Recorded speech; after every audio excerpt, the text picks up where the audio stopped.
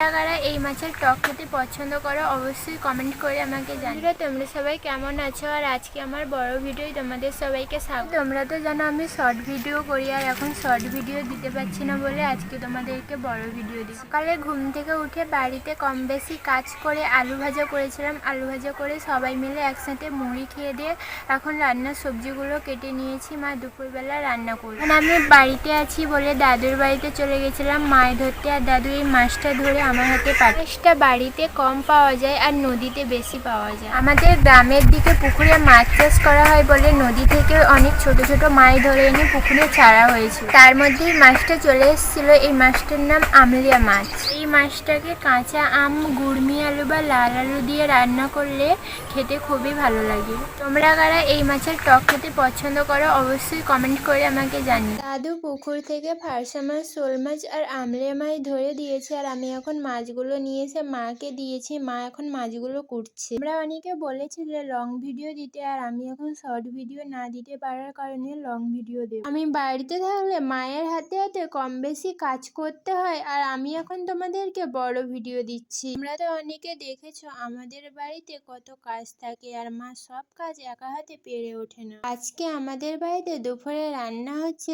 শাক, আলু বেগুন দিয়ে চচ্চড়ি, সন্নাখাড়া, কলা আলু মাই দিয়ে ঝাল, মাছ বেগুন দিয়ে আম দিয়ে টক। মা মাছগুলো কুটে এনে এখন নুন হলদি মাখিয়ে দিচ্ছে। আমাদের বাড়ির পাশে মনসা পুজো হচ্ছে আর খুব জোরে গান চলছে, তাই তোমাদেরকে কোনো মিনি ব্লগ বা বড় ভিডিও দিতে পারছি না। যদি গান চলার পরেও অনেক কষ্ট করে এই ভিডিওটা তোমাদের জন্য বানাচ্ছি। আগামীকাল বাবা বাড়িতে চলে আসবে, বাড়ি আসলে বাবার ভিডিওগুলো দেব। হঠাৎ করে আমার বাবা বাড়িতে কেন আসছে তোমরা পরপর ভিডিওর মধ্যে জানতে পারবে। বাবা বাড়িতে আসলে আমি চেষ্টা করবো তোমাদেরকে বড় ভিডিওগুলো সময়ে দেওয়ার। আজকে সময় না পাওয়ার কারণে কম সময়ের মধ্যে এই ভিডিওটি বানাচ্ছি। আমাদের বাড়িতে প্রত্যেকটা তরকারিতে আদা দেওয়া হয়, আর মা এখন এই আদাগুলো আমাকে দিয়ে গেছে। আমি আদাগুলো বেটে নিচ্ছি। আদা বাটা তরকারিতে দিলে তরকারি খেতে খুবই স্বাদ। মতো তোমরা কারা শিলে মশলা বেটে তরকারি রান্না করো আমাকে জানিও। মা এখন বেগুন, আলু আর আমলা মাছ দিয়ে টক রান্না করছে। দিদিমা টক ছাড়া ভাত খেতে পারে না,